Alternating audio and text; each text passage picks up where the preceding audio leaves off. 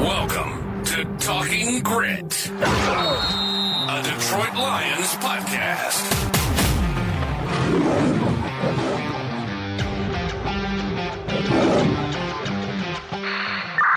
Talking Grit is brought to you by the Monroe County Reporters, Monroe's top news source for police, fire, and community events.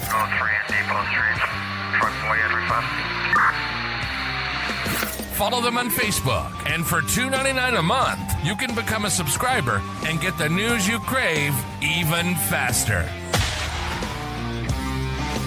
Welcome to a special episode of Talking Grit. I'm Jason Harwood, and with me is Jacob Litton. And today we have a special guest. It's beat writer for Pride of Detroit, Jeremy Reisman. So we have a Jason, a Jeremy, and a Jacob. We only have people that start with the letter J on this podcast, apparently. I'm thinking Jared Goff is next. What do you think? Jimmy or Gibbs? Is he available? Do a little historical. Go Jason Hansen. Here we go. Oh, any of those people is fine with me. I'm not gonna argue with any of that. Jeremy, you're the one with the connections, so we'll talk later on. All right, sounds good. All right, so Jeremy, we're gonna start out with one burning question. Jacob and I have already talked about this ahead of time. We're gonna spring it on you right now. Do you like the new Eminem song, Houdini? I mean, I grew up like right in the middle of like Eminem breaking out, and it certainly has a feel of like very early Eminem. So right, and like the song Abracadabra is also like classic rock that I kind of like, and so it's just like it hits all the right spots. But I also recognize that it's mostly nostalgia that's hitting me. I don't know if it's actually quality content. But it's hitting the nostalgia buttons, and that's enough for me to just have fun with it.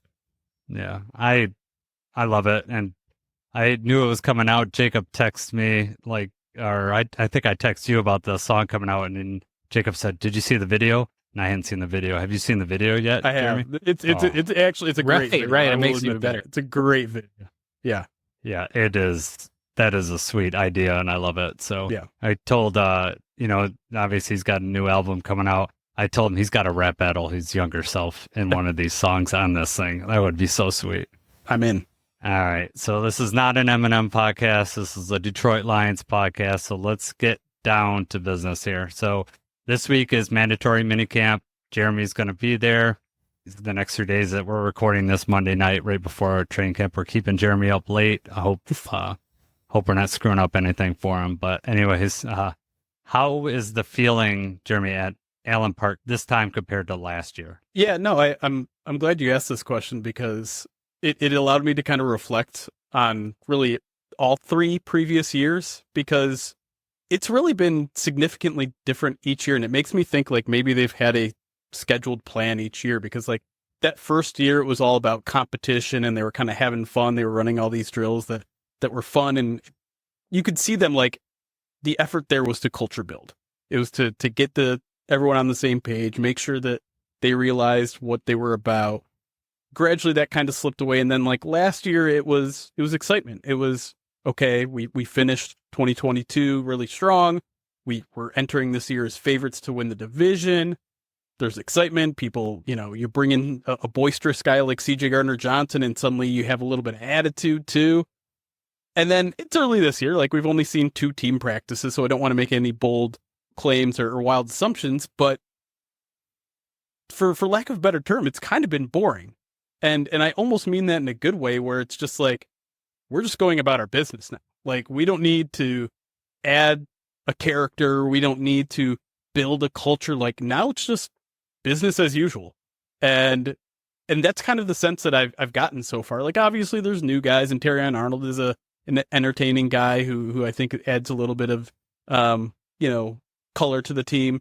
But at the same time, to me, it's just like, generally it's like, okay, we've been here before. We know we're Super Bowl contenders now. Like we don't need to talk. We don't need to be dancing at practice. We don't need to be doing anything. Like, let's just go about our business and take care of everything we need to in the spring. We're not trying to find our identity anymore. Now we know who we are. Exactly. Yeah. Yeah, that's the way I feel too. Dan Campbell, to me, set that up right after the 49ers loss. Like, we don't know if we're ever going to get back here again. He's already putting it in their heads like, if you think you're going to take a day off, think again, because we got to try harder next year. That's the way I took all of that. Yeah. I agree with you about Terrion. I love his attitude.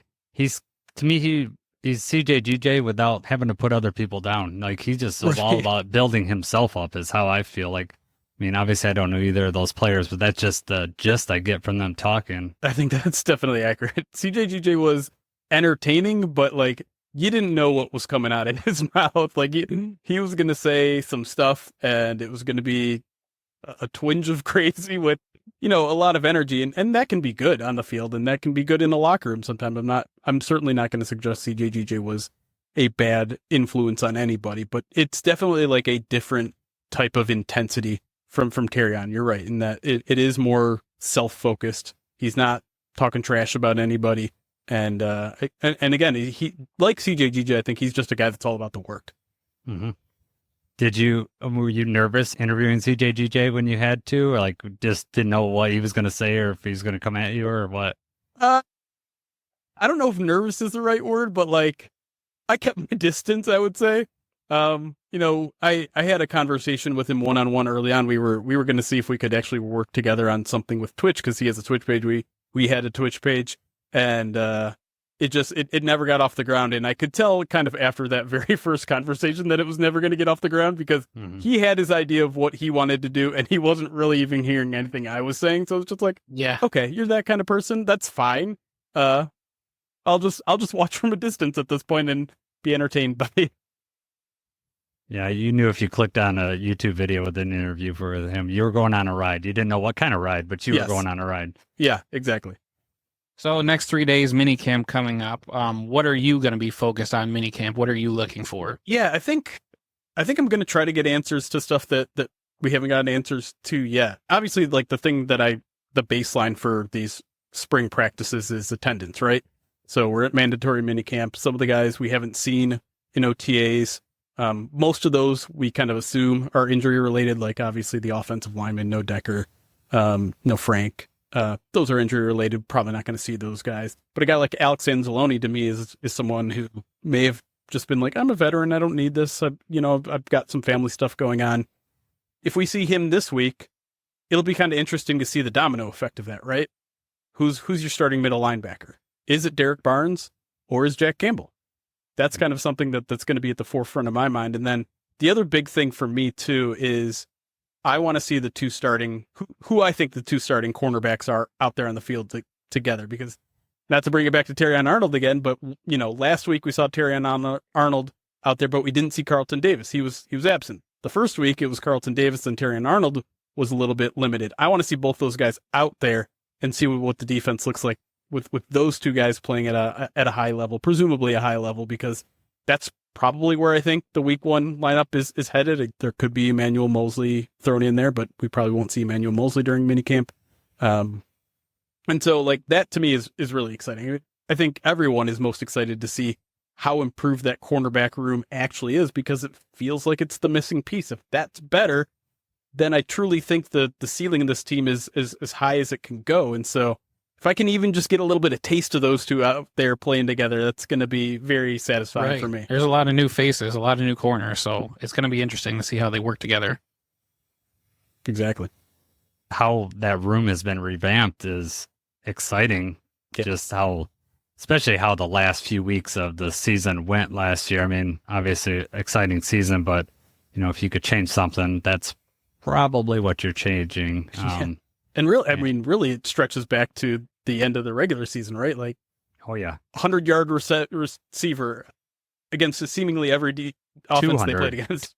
Sometimes 200 when it was Justin Jefferson. But yeah, I mean, and you look across the division, man, like there's a lot of really good young receivers, and you're going to need to be on top of your cornerback game. And clearly Brad Holmes noticed that. Not that it took a keen eye to see how much they were struggling there and how big of an importance it is in this division. But yeah, the awesome thing is that it's not just, is that there is a debate of who the two starting cornerbacks are, and not because there's not enough talent, because there's too much talent. Right, exactly. Yeah, well, we were talking, Vildor, he was one of our starting corners. He, depending on how the injuries shake out or whatever, he might be fourth or fifth on the list, which is great. But I also remember having this conversation last year that, the cornerback room is revamped. We're set. And then, things happened and, it just didn't end up working out the way we wanted it to work out. But I mean, Brad Holmes invested a lot into this room. You figure a first and third for Terrion, a third for Carlton Davis,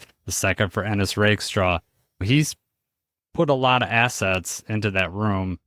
So hopefully we see the dividends this year. Having a DJ Reader up the middle, putting some pressure and maybe freeing up a Aleem may help all that too, No question. And then also them being able to play man, and that's what AG I think really ends up wanting to play. So if he can play man, I think the defense might just show out a little bit better. So do you have that feeling about that just from your interviews, or? Yeah, I mean, the feeling that I get is like this is what they've wanted to be all along, and either they haven't had the right players in place, or it just they were too young, or whatever it is. But you really get the sense that Aaron Glenn has the corners he wants now. They obviously have a couple good players along the defensive line. They obviously got a pretty deep linebacker room, and so yeah, it finally feels like I know a lot of people want to put Aaron Glenn on the hot seat, and it's at least somewhat understandable given there hasn't been a ton of improvement defensively through 3 years, but he's out of excuses now if you want to use that kind of trope. Yeah, they've got a lot of guys, and you're right. Like, they definitely want to play a lot of man. They want to be aggressive. They're going to blitz a ton like they did towards the end of last year. And listen, as unfortunate as the whole Cam Sutton stuff was, he was never really that press man corner anyways. And maybe it's a little bit of, hindsight saying that was never going to be a good signing in the first place.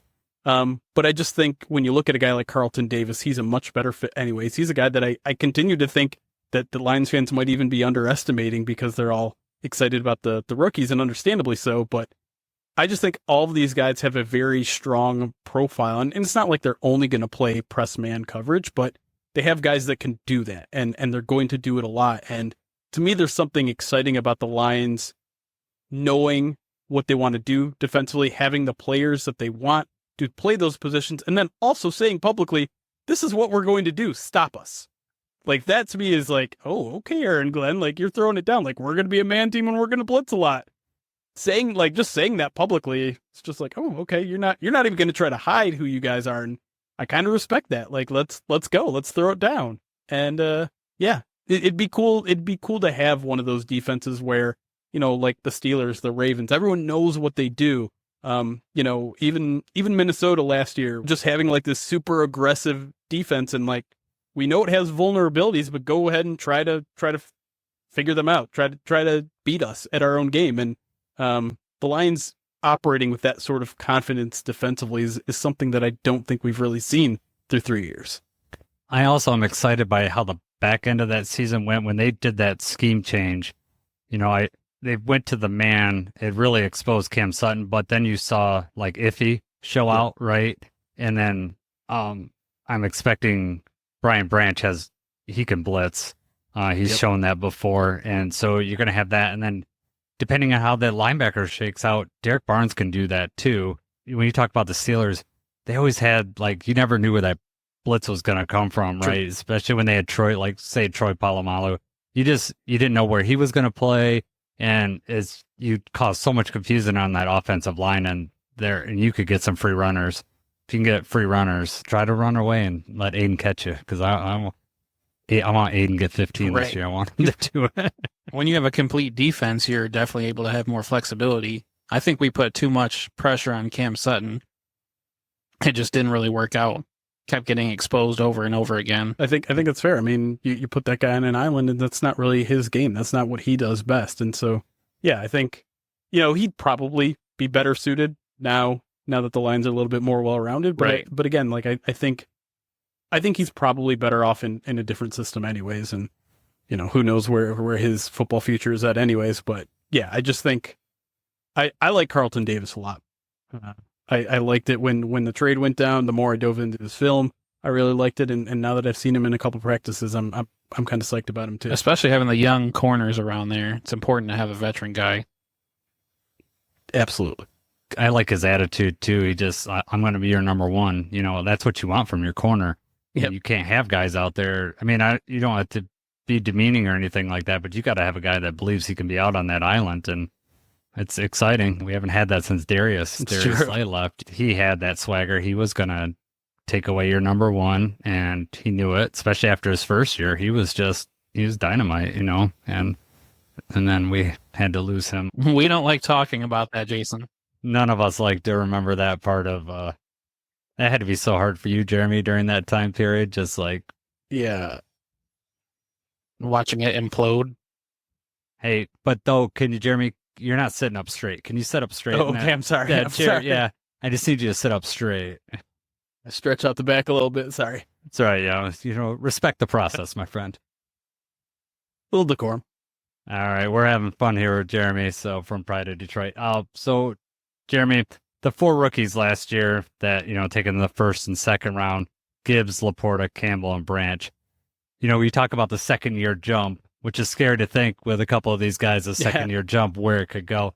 Who do you think is going to make the biggest jump, or who are you expecting, or what are you excited to see out of those 4?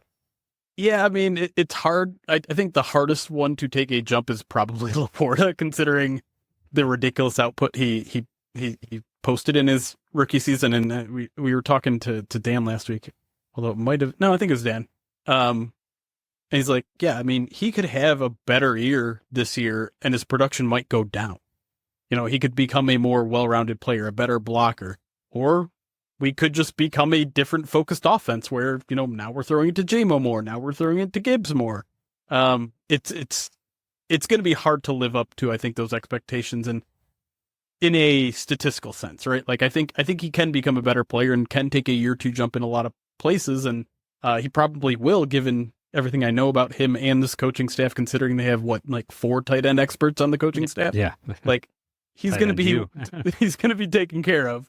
But I think the easier answer is probably a guy that you're hoping plays more, is a little bit more comfortable in his own skin. And so I would think that'd be someone like Jack Campbell. And he's if I'm being completely honest, he was probably the pick I had the biggest questions about, and people that know me, that's saying a lot because they took a running back in the first round.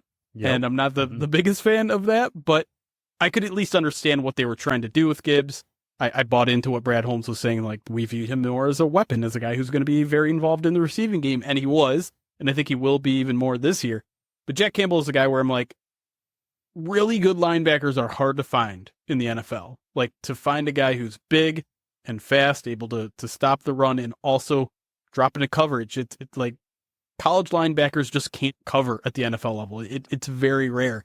And so we saw a mixed bag of that with Jack Campbell last year. He comes out, he makes that huge pass breakup in week 1 against the Chiefs, and then we didn't really see anything on that level the rest of the year, right? It's not saying he's not capable of doing it or he struggled or whatever. That opportunity just never arose. But that week 1 game, okay, maybe we got the full package. So we'll see. With him, I'm still optimistic in terms of that dude is everything you want in terms of work ethic. I think the Lions have a really good linebacker coach in Kelvin Shepard. We'll see what the opportunity is like too, because it's not like they're just going to throw Derek Barnes as, all right, you're just a special teamer now.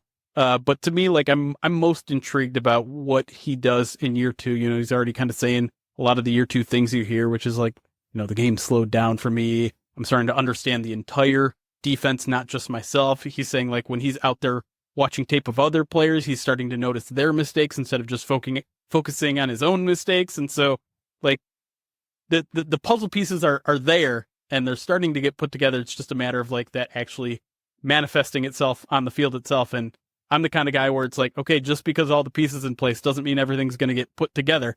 But he's a guy that I think could have that year 2 jump in a way that, I mean, if he does, this might go down as one of the best draft classes ever in Lions history. You might have 4 Pro Bowl, all pro type of players. But again, I think Jack Campbell has quite a ways to go before he gets there. Yeah. So you think Campbell, just because he's got more room to grow than the other 3? Essentially. Yeah.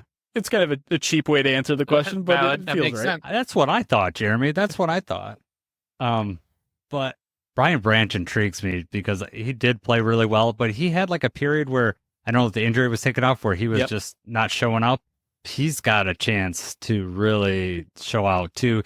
Campbell's got Derek Barnes to contend with, and now, knowing what they know now about Derek Barnes, you wonder if they go back on that pick and say, oh, we could have maybe went a different direction. I don't, they're obviously never going to do that publicly, but the way Derek Barnes came out, that was kind of surprising for all of us, I think, that he took a pretty big third-year jump. And the one thing we know for sure, too, is like, if Derek Barnes is playing better, Derek Barnes is going to play. Like, they're not going to be like, oh, well, we drafted you in the first round, Jack Campbell. You got to be out there. Like, no, this coaching staff will start Malcolm Rodriguez if they have to. Yeah, they've proven that.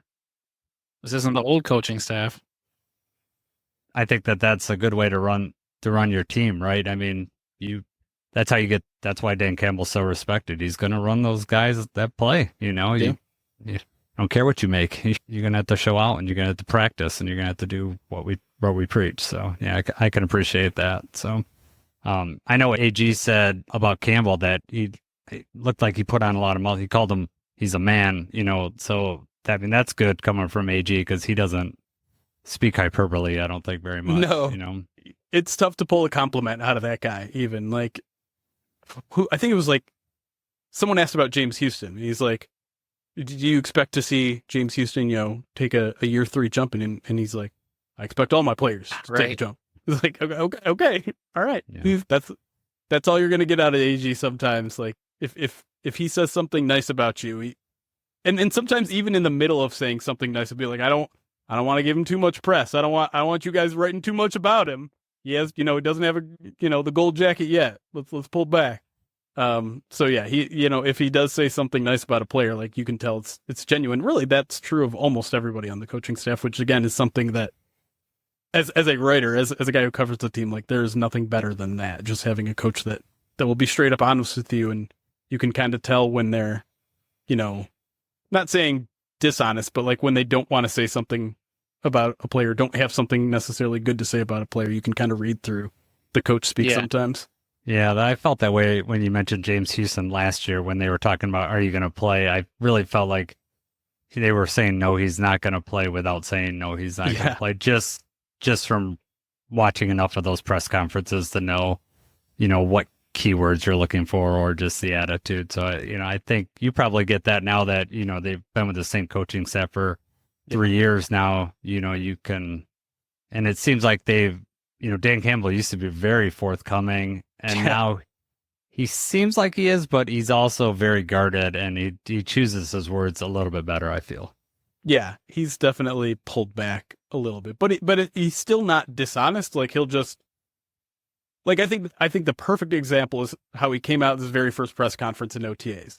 Like, he knows we're going to ask about injuries, so he delivers the injury report on his terms, right? He says, here's all these guys that aren't here that might be injured. They might not play in week 1. They might go on the PUP. They might start. Like, it's kind of his way of giving information, but like pulling back a little bit so that, we don't have like, oh, it's a grade 3 ankle sprain for this guy. We're like, he was saying that sort of stuff in year 1. Yeah. Well, also, I think in year 1, maybe not as much was on the line too. It's not that they expected to lose, but he knew with that roster that, Super Bowl, where it's not in their aspirations. So, let's do onside kicks. Let's do all this stuff because we're playing this now. Now it's real. We're, Super Bowl is not a dream. It's, could be a reality. And quick, let's pour one out for the surprise onside kick, which is no longer a thing. Yeah. Jeremy, you're on record for not liking special teams, but you're liking this new kickoff rule, is from what I understand. Well, honestly, I'm all about kind of chaos when it comes to sports. Like, I love just like crazy things that happen, and so I'm all for changing a play. Like, when's the last time the NFL has changed a play this dramatically? Jason's pretty old, so he'll come up with something. Well, I remember when they got face masks. It was crazy. I don't know how they did it.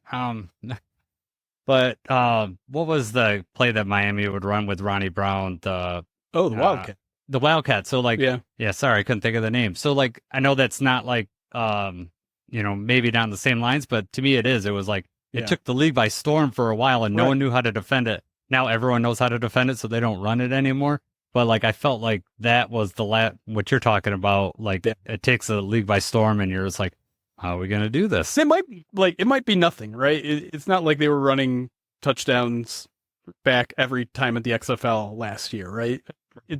But I do think there's going to be like an adjustment period where things might be pretty chaotic in the first month of the season, and we might see some big gains while coaches try to figure this out. And you know, like even hearing, I'm sure you guys heard like the story out of Kansas City where they're like, yeah, we might not use a kicker because we want an extra tackler out there. It's going to look really weird.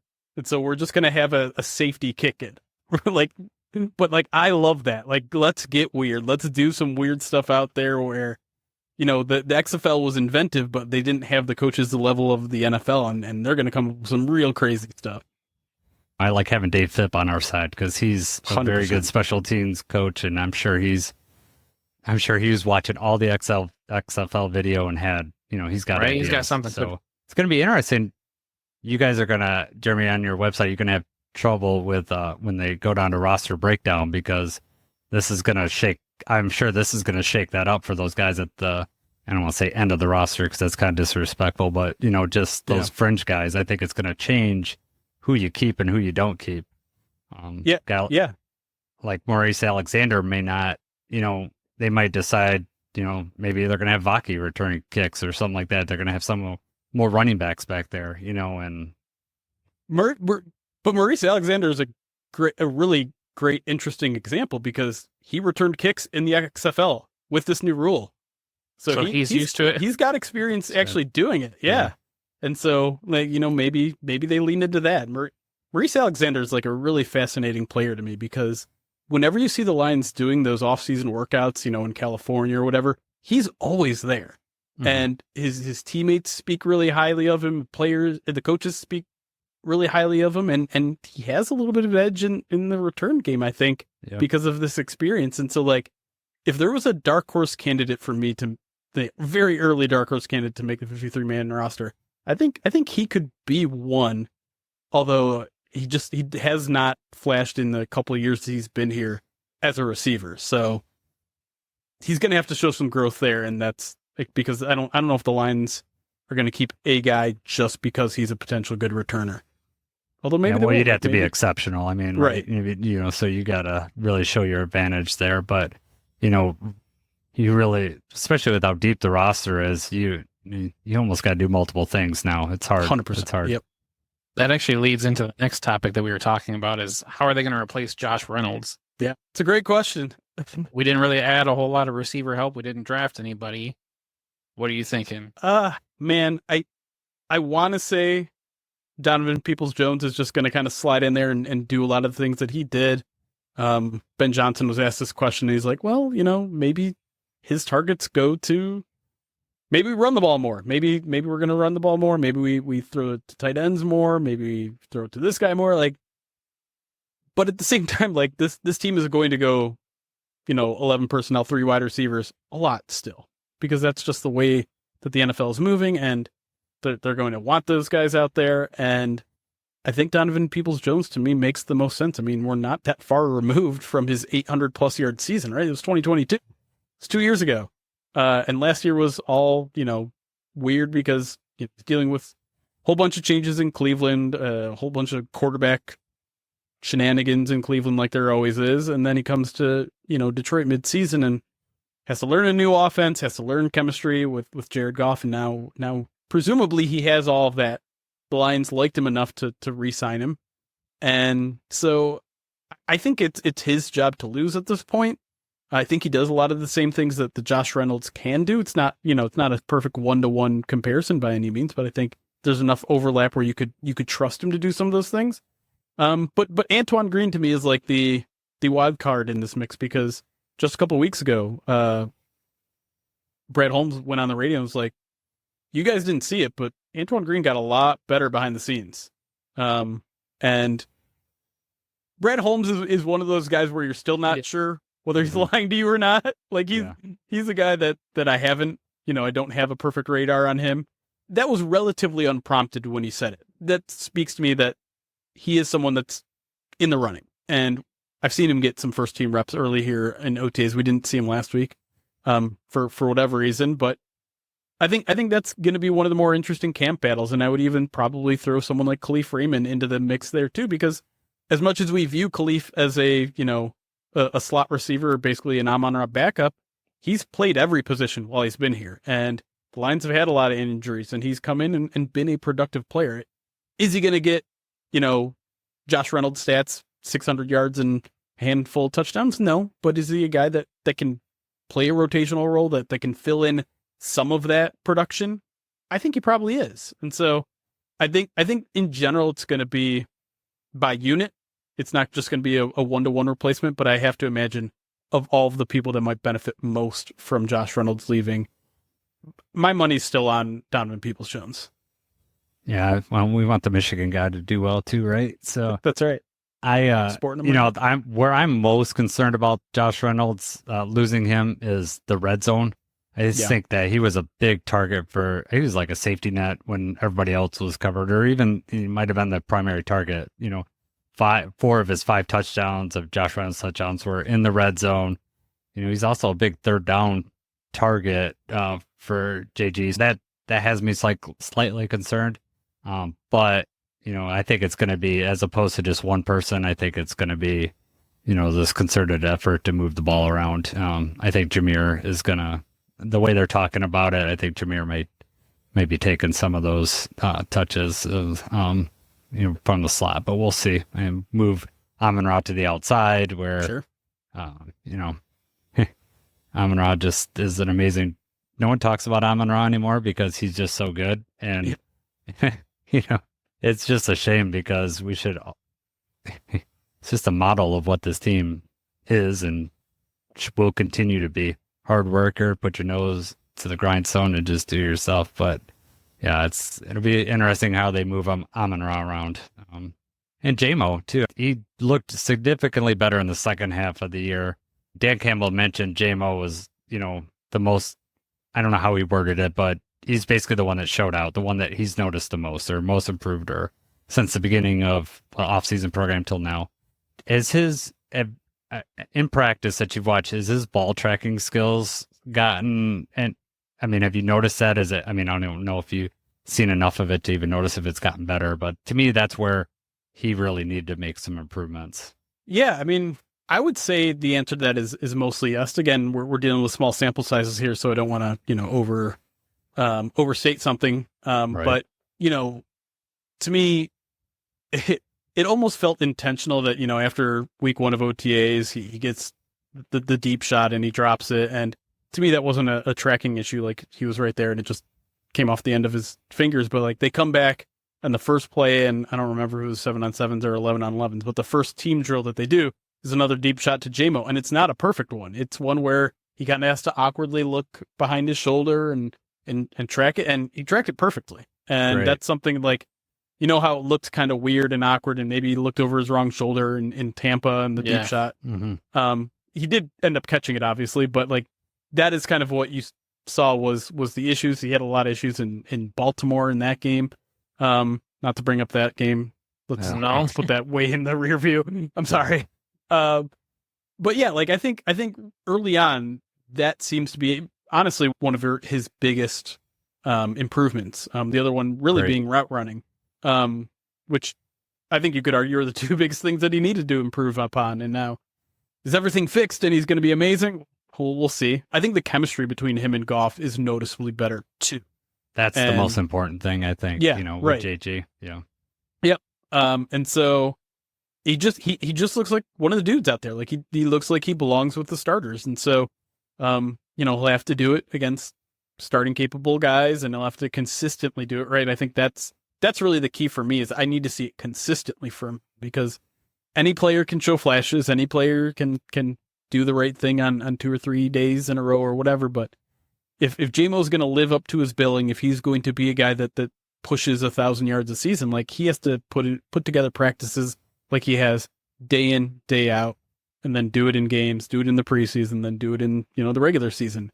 And, I think he's doing the right things now. I'm optimistic, certainly more optimistic than I was at this point last year. But I'm not ready to crown anything because it's June. He was hurt, then he had the suspension and everything. So it's like, this is the first full off season that he's getting fully loaded, valuable reps that he's getting right now. Yeah, he doesn't have all that hanging over his head too, that the looming suspension. Like that had to mess with you mentally, just knowing I'm going to be out here and then I'm not going to be out here. And then they're going to reduce my suspension. I'm going to come back 2 weeks early. I mean, that had to be a whirlwind for him, especially because he basically lost his whole rookie year, you know? Yeah. The one thing I will say about him, though, is like he seems like a pretty mentally resilient person. Because, you know, anytime he'd have a bad practice or he'd drop a couple passes in a game or something, he would like address the media almost with a smile. Like, what are you guys getting all worked up about? Like, that was a game. That was a drop. Like, we just moved on to the next one. And I think some people view that as like dismissive and, you know, he doesn't care, which is not the vibes that I get at all. It's just like he is all right, let's move on to the next play. Like that play doesn't define me. That game doesn't define me. I'm ready to go on. I'm ready to play ball. Like he's just having a ball playing football. Like that's just what he loves to do. And so when a bad thing happens, it happens and then he moves on. And so I'm like you said, like I'm not saying that the suspension didn't affect him. In essence, like it's taking football away from him. That had to affect him. That's the thing that he loves to do. Mm-hmm. But I have to imagine, like, once it was in the past, you know, that first game back where he's getting asked all the questions about the suspension and all that sort of stuff, like, that stuff doesn't faze him at all. And I think that's a reason to be optimistic. Another reason to be optimistic about him moving forward. Yeah, I think you're right. It almost comes like a nonchalant attitude about it. Yeah. But Brad Holmes would not draft him if he was nonchalant about football. I just think you're right. He's just like, okay, I'm just going to go on to the next play. I'm going to do the next thing. I know what I have to do. And I think the coaching staff's pretty clear. They wanted to get him to line up in the right spot. I mean, Dan Campbell was clear last year. Like, we want to get him lined up, you know, to know where he's going. He lost a lot of time and he just wasn't out there. And just from my feeling, it takes with Jared Goff, it just takes a little bit extra time for the chemistry to build for whatever reason. You know, and that's why Josh Reynolds, when he came in here, he was ready. You know, he's already had that chemistry built with him. So, you know, hopefully it's built to the point where we're going to be comfortable. I mean, he started to Jamo, I'm talking about, started to come on at the end of last year. He started to have some flashes. And then, you know, that San Francisco game was a really good game for him. Start out with that run. And then, you know, he had a really nice touchdown catch at the end. Yep. That was a really nice catch. I mean, it was contested. He came down awkwardly and, you know, I was like, oh, please don't be hurt. Please don't be hurt. But, you know, but yeah, you know, last year felt like we were having a different conversation about Jamo. Just, it's like a lot of people were thinking he was immature and all that stuff. And it feels like he's kind of flying a little bit under the, people aren't questioning as much, I don't feel like, this year. So hopefully you're not having to deal with all those questions like you are from me right now. Well, I think until he actually, you know, does it on the field consistently. Again, the questions will be there, and listen, they'll be valid questions because we are in year 3 of a first round pick that they traded a lot of assets to get. But what a weapon he could be, though, if they can harness that. We're still in the offseason, but up to this point, Jeremy, the best offseason move that, you know, or you can name a couple, but, you know, what offseason move, and it could be anything from like the draft, from not resigning. Jonah could be one of them, contract extensions. It could be something we did or something we didn't do. I'm not going to limit you there. So what do you point to as like what you're happy about best with the offseason? I could go the corny answer, which would be re-signing Dan Campbell and Brad Holmes to contract extensions. That's not corny. That's a little corny. It's a little corny. Yeah. But yeah, like I have a lot of faith in those two guys. You know, doing what they're doing, because why wouldn't you at this point? And man, like just covering Dan Campbell, being near his aura is just fun. He's everything that everyone has billed him to be. I mean, that's the thing you hear from everyone that's around Dan Campbell, right? Is like his authenticity, right? Is one of the first words that everyone says, and it's true. Who he is in front of those cameras, who he is on the sidelines, it's all true, and it's all honestly just a pleasure to be around. And you know, at this point, every now and then I'll let it slip into my mind. It's like, oh man, when Dan Campbell isn't this team's head coach, it's going to be a really sad day. And then I'm like, I don't want Right. to think about that. Like, let's just enjoy the moment right now. But if we want to talk more about like roster moves, I'm still probably most excited about DJ Reader. He's a guy that I've been fascinated with for years. He's a guy that to me has been one of the more underrated players in this league for years. When the Bengals got him instead of the Lions, I was mad a couple of years ago. And listen, he became a fan favorite in Cincy very quickly. He's a great run defender, so he's going to fit in that way. But he's also going to bring some juice in the pass rush. He's going to draw some people away from Malik McNeil. He's going to draw some quarterbacks towards Aiden Hutchinson, right? They're going to push the pocket where if Aiden goes around the corner, quarterback's not going to be able to step up anymore. And that's a huge piece to, I think, what was missing. We talk about the corners all the time. We talk about the secondary. I think getting that internal pass rush from someone other than Aleem McNeil is something that this team has been missing for a very long time. And then, we're already starting to hear about like the benefits of having a guy like DJ Reader even in the locker room, where Broderick Martin is already starting to benefit from him. They just drafted Mekhi Wingo, right? Another guy that I think is going to benefit from having a guy like him. And to me, that's what has made the Lions roster buildings so, I don't want to say innovative, but at least effective, is that it's not just about building around a really young roster and focusing on the draft and nailing the draft, but it's also complementing those guys with veterans that know how to play, that know how to guide these guys. And one of the positions they hadn't really done that at is at cornerback. And so like now you're starting to see maybe now the cornerback position is going to be good. Michael Brockers wasn't a great success on the field, but you probably have to give him at least a little bit credit for where Aleem McNeil is at. And so now you have the same thing for Broderick Martin. You have the same thing for Mekhi Wingo. And in the meantime, I think you still have a very effective player in DJ Reader, hopefully, after all of his injury rehab is there. So to me, like, all the cornerback moves they're exciting and they were much needed, but I'm kind of a big man at heart. Like, I'm certainly not an actual big man, but at heart, like, I know that's where the game is won and lost, and getting a guy like DJ Reader to me could have a domino effect in a very good way for this Lions defense. Yeah, that's the one it's going to transform everything. And Aleem McNeil better think, I think he's going to get a lot of extra money because of DJ Reader being right next to him. Aiden was already going to get his money. I don't think, he might not get any more, but Aleem might get some extra his contract. I don't know, but yeah, we'll see if Reader can get some commission on that. I don't know how it works. Yeah. I liked Reader's just attitude and just like the stuff he was tweeting during the playoffs about Gibbs and stuff. Like, yeah, I think the Lions were already on his radar before the offseason. So, what do you think about his injury? I mean, do you get any sense like he's going to be ready early? I mean, I know it's early. Yeah, all we really have to go on is his introductory press conference where, he said he expects to be ready by the beginning of the season.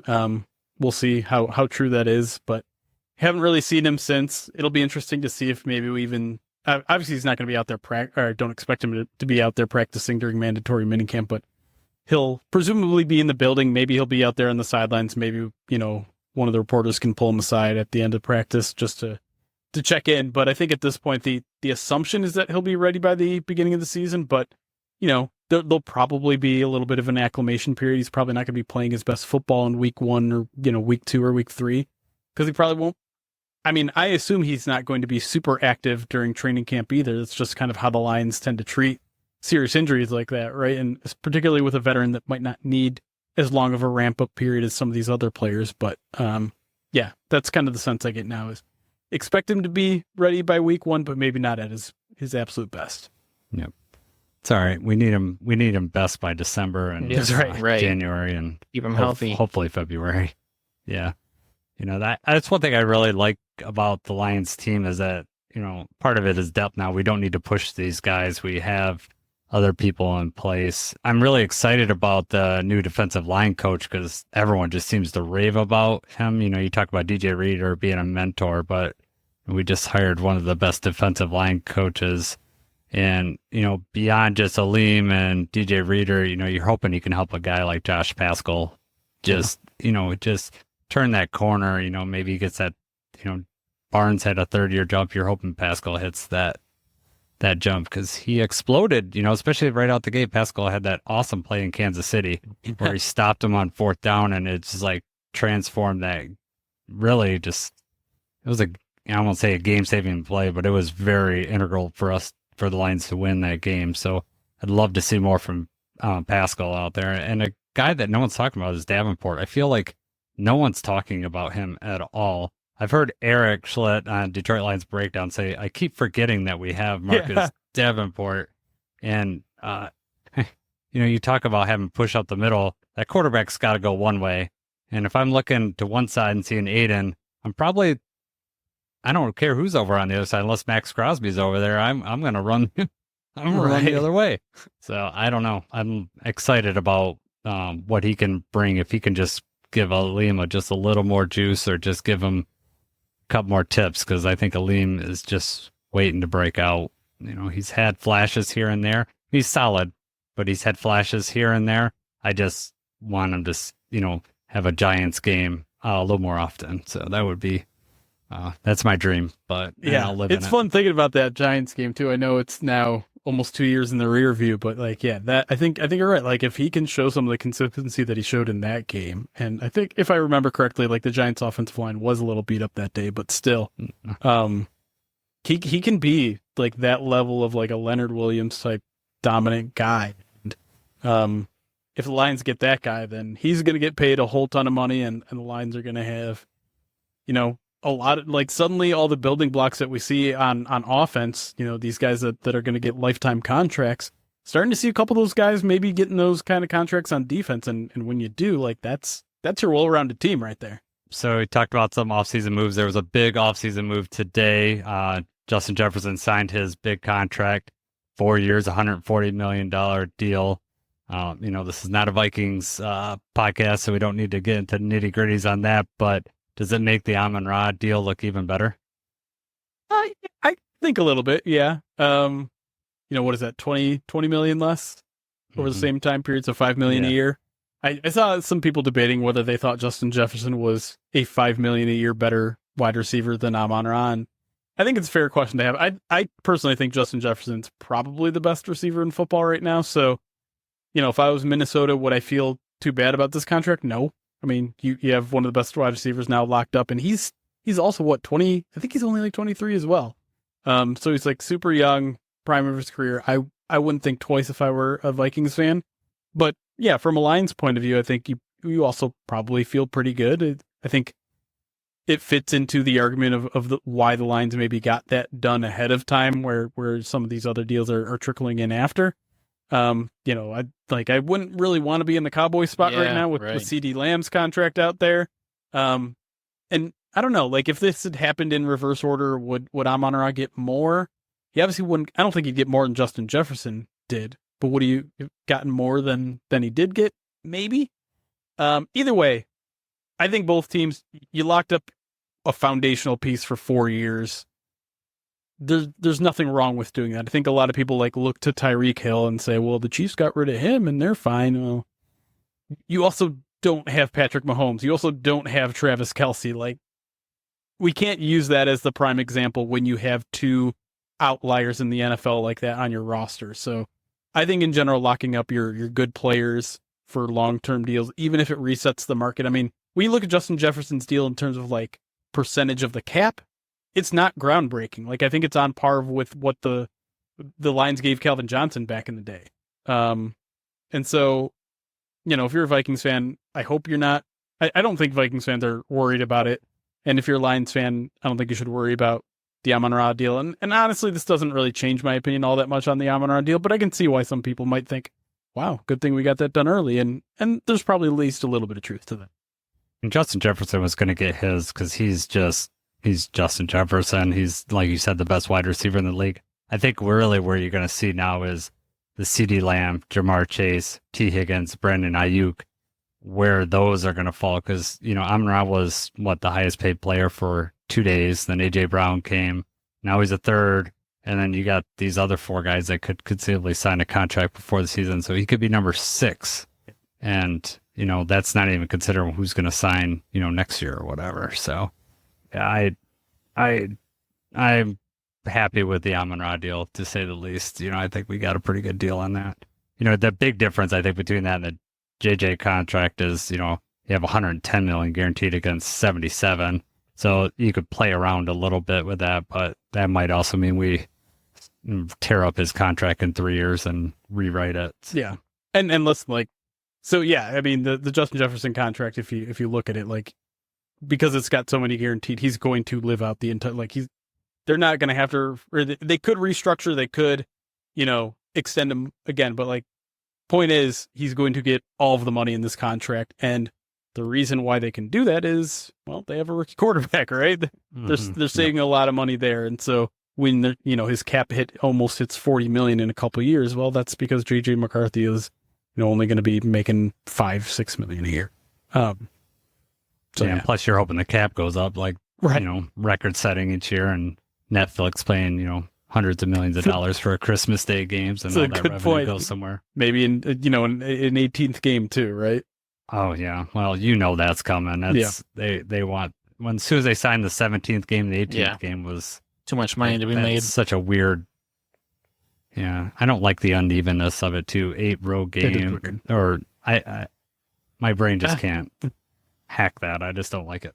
We need more 500 teams again. Let's make it an even number of games. We have a thing that Jacob and I do. We started a couple weeks ago. It's called the Honolulu Blitz. Before we get to the Honolulu Blitz, there was a question I wanted to ask just outside of it, which is kind of along the lines, but it's something we talked about in the first episode. Who was the quarterback for the Lions when you first remember becoming a fan? Ooh, it was probably Scott Mitchell. Yeah, I went to almost all the home games when I was a kid. But I feel like I really started getting into the Lions around the Scott Mitchell era. Because they were fun then. I don't look back on the Scott Mitchell era and be like, well, if we would have had this guy, this quarterback, they would have done this. No, they were kind of a high flying, solid offense at that point. And, we remember the wide receivers well, with Herman Moore and Johnny Morton, and obviously Barry is there, but I feel like we need to give Scott Mitchell a little bit of credit too. He balled out at times. Yeah, that 95, that offense was just unbelievable. Yeah. Wasn't it the first time they had 2 wide receivers get 100 catches on the same team? I think was the Herman Moore, Brett Perriman. Right. That was a fun team to watch, and I came in right before that. I was with Eric Kramer and Rodney Peete. We talked about that, so I was right behind Scott Mitchell. I came in after that. Dan Marino got hurt. Jacob, you probably don't know this, but the whole Scott Mitchell thing came about because Dan Marino got hurt. Scott Mitchell balled out for 8 games, and the Lions just gave him the bank, and he's the original Matt Flynn. It's time for the Honolulu Blitz. All right, so it's kind of rapid fire. Some of them, you might have to think about a little bit longer, but here we go. Favorite all-time Lion? Barry Sanders. I was just obsessed with him as a kid. As a small statured guy, he convinced me I could be a running back, and now look at me. All right, Jahmyr Gibbs, over under 1,200 yards rushing. Ooh, rushing. He was just under 1,000 last year. I looked this up today. Oh man, am I feeling? I'm feeling it. Let's take the over. We hope for the over, right? Okay. Yeah. Of the new jerseys, what's your favorite jersey combination? I love the classic homes. It's because they look like throwbacks now, and I was always a huge fan of the throwbacks. You could like them because in the press box you could probably see the numbers a lot better. That helps too. And I'm warming to the black jerseys. I don't like them, but I'm warming to them. Oh, you don't like them? Oh, okay. The black jerseys with the blue pants, man. Right. Oh man, I like them. I love the blue face mask. That's my favorite part. Yeah. Okay. This is Jason's question. Amon-Ra's Honolulu blue hair or natural hair? What's the better look? I'll say first that both are better than the platinum stuff that he was rocking in college. Like that needed to stay at USC. So I'm glad it has. I say rock the blue hair now. Yeah, why right, not? go for it. like, yeah, you were inspiring some people. You know, there was that story about the hospitalized guy who dyed his hair blue and all that. Like, yeah, let's make it an annual thing now. Yeah, well, we keep getting to home playoff games and winning. I'm all about it. Right? Jason won't be able to participate, but see, this is it. You asked for it, Jeremy. You can't tell because of the hat, but he's got this low hanging fruit of, he's bald and he's old, but it's funny because I think Jeremy must Go be right ahead. in the middle of us then if he's talking Scott Mitchell. Because my quarterback when I first started was Joey Harrington, which was not a fun time. No, well, when we drafted him, I was like, oh, I remember sitting with my friend Paul. I was like, oh man, we got it, Oregon guy, we're gonna do it, and boy, was that dashed rather quickly. And then he came back and killed us on Thanksgiving Day. That's right. It was a dolphin. Miami. Yep. All right, last question. What is an NFL rule that you would change? If you could change one rule. Yeah, people who follow me know that there's a couple that I've rallied against for years.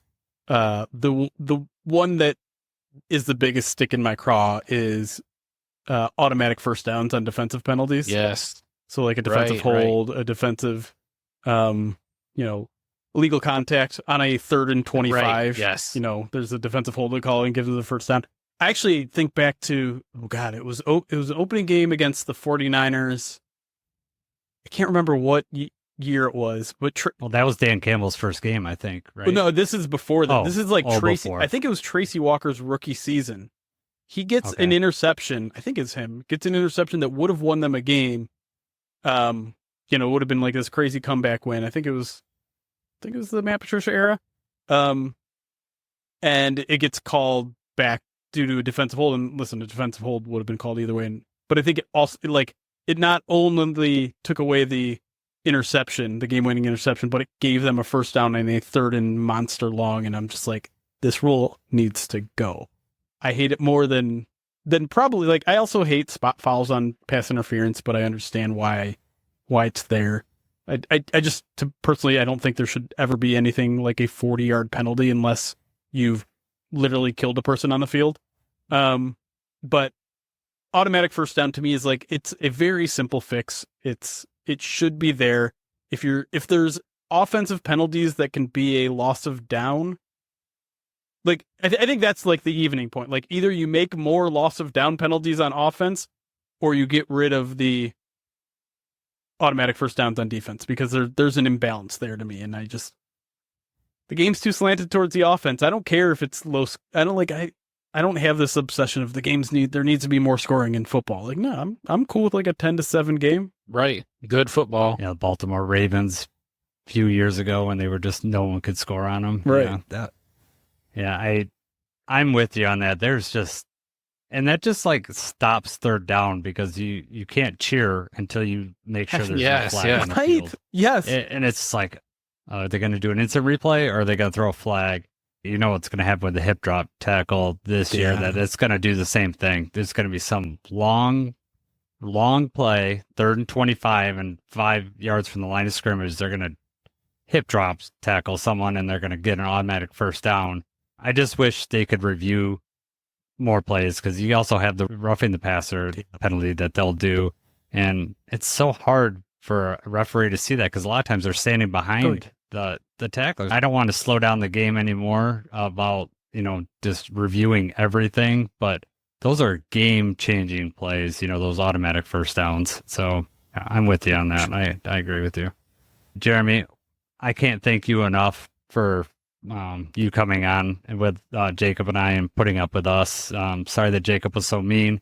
At least he was nice to you. You haven't signed off on a podcast in a while. Would you like to do your sign off for us here now? Do you still remember it? Yeah, that's it. Let me see if I saved it somewhere. No, of course I remember it. But I want to thank you guys for having me, first of all, because I haven't had this platform in a while, and hopefully I didn't talk your ear off too much. I enjoy talking ball with Lions fans. So, if there's anyone else out there doing podcasts, reach out to me. I'm more than happy to join your podcast. I'm more than happy to talk some Lions football. And, it's an exciting time right now. Why wouldn't you want to talk Lions football? It's they're Super Bowl contenders. And it's the first time that feel like I've said that and actually meant it. Which is just a cool time. But yeah, thank you both, and continue doing what you guys are doing, because I know you already got some fans, which is honestly like incredible, right? Like you guys just got off the ground, and for you guys to have some people that are like, you guys are doing something worthwhile, like that must mean this product is good. And just talking with you guys, like I can tell you guys know ball, which is Appreciate that. we need more people like you guys out there. Well, thank you. When you messaged me back this morning, it almost had a Brad Holmes moment where he woke up his whole family, because it was like 6:45 in the morning. I'm an early riser. For work. I wanted to tell you the story. I told Jacob, I texted him and I said, hey, call me if you're up.